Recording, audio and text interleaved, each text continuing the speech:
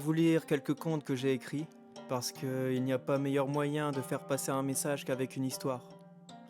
En effet, j'ai lu un livre qui s'appelle Tell to Win de Peter Guber, qui parlait d'une tribu lointaine, qui était isolée de toute société. Là-bas, le mot langage n'existait pas. Le mot langage était remplacé par le mot récit. Tous leurs mots avaient été créés dans l'optique de raconter des histoires. Leur système scolaire, leur éducation en général, leur façon de communiquer, tout était fait avec des récits, des histoires. Ils n'utilisaient la parole, les mots, que pour raconter des histoires. Les mains gelées. Un homme qui vivait seul dans une petite maison, quelque part dans un endroit froid. Alors qu'il était réputé pour avoir la meilleure bibliothèque du coin, un jour il fut surpris en train de brûler ses livres, lors d'un hiver glacial. « Pourquoi brûles-tu tes livres ? Toi qui as la chance d'avoir tout ce savoir à disposition, pourquoi t'en débarrasses-tu ainsi ?» demanda un curieux. « Je préfère vivre en idiot que mourir en savant. Il fait bien trop froid, je ne peux même plus lire. Mes doigts gelés ne peuvent même plus tourner les pages. C'est la seule chose qui brûle bien dans ma maison, » répondit le sage. « Il vaut mieux vivre sans rien que mourir en ignorant avec plein de richesses. Toi aussi, brûle tout ce que tu possèdes pour réchauffer ton cœur et ton âme. Tes accumulations servent à avoir l'admiration des ignorants. Tout brûler t'apportera la bénédiction du Créateur. » Odeur de poisson. C'est l'histoire d'un homme qui sentait le poisson. En effet, il était réputé pour toujours sentir mauvais le poisson. Les gens ont fini alors par le détester. À chaque fois qu'ils voyaient passer cet homme, il lui lançait des tonnes de poissons. Néanmoins, l'homme ne se laissait pas abattre, bien au contraire. Il ramassait tous les poissons qu'on lui jetait et les revendait à un marchand du village d'à côté. Très vite, il devint riche et put vivre heureux dans sa belle maison en haut d'une colline. Il est possible de transformer la haine et le malheur en votre plus grande richesse. Si toi aussi tu jettes des poissons aux autres par déni, tu ne fais que t'appauvrir.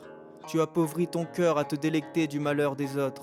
Tu appauvris ton âme à agir de la sorte. Deviens riche en transformant les problèmes en richesse et ne te rabaisse pas à jeter des poissons sur les autres. La bibliothèque. Quand un homme apprit l'ouverture d'une nouvelle bibliothèque, il fut pris d'un désir profond de s'instruire.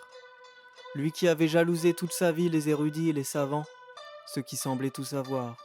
Il courut alors à la bibliothèque pour obtenir quelques livres. « Bonjour, quels sont les prix pour obtenir un livre de votre bibliothèque ?» demanda-t-il. La dame de l'accueil répondit avec amabilité. « Tous les livres sont gratuits, vous pouvez en emprunter autant que vous voulez. » « Comment est-ce possible ? Quelle est la supercherie derrière cette offre ? Je ne crois pas à cette bénédiction, » rétorqua-t-il. « Monsieur, c'est pourtant la vérité. La seule condition est que vous devez rendre tous les livres à temps, » dit-elle. Laissant le désir l'emporter sur la raison et le bon sens, il s'empara alors de tous les livres qui lui semblaient intéressants de lire. Puis, avant même qu'il ait pu en finir un, il alla en chercher un autre. Il voulait maintenant se faire une bibliothèque comme les plus riches aristocrates. Un mur rempli de livres, il voulait.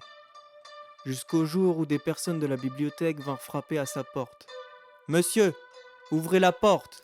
crièrent deux hommes à sa porte, faisant trembler ses gonds de leurs poings. Pris de panique, l'homme a toujours été quelqu'un de plus ou moins droit, alors il alla tout de même ouvrir la porte. « Que me voulez-vous ? Qu'ai-je fait pour que vous soyez tant en colère contre moi ? Vous n'avez pas rendu tous les livres à temps. Vous êtes en état d'arrestation, la prison vous rappellera votre devoir, » dit un homme qui semblait être un policier. « Comment ? On m'avait dit que je pouvais en emprunter autant que je voulais. » « Vous deviez les rendre à temps, et ce temps est venu. La loi vous considère maintenant comme un voleur. » Aveuglé par son ambition, l'homme a oublié de poser une question essentielle. Toi aussi, ne sois pas aveuglé comme cet homme. Un jour, la mort frappera à ta porte sans prévenir. Seras-tu prêt à tout lui rendre sur le champ ? Sinon, comme cet homme, tu finiras à tout jamais dans la prison du corps. Tu ferais mieux de te préparer à ce qu'elle vienne à tout moment, si tu veux éviter les problèmes. Moins tu auras à rendre, moins tu auras de soucis à te faire.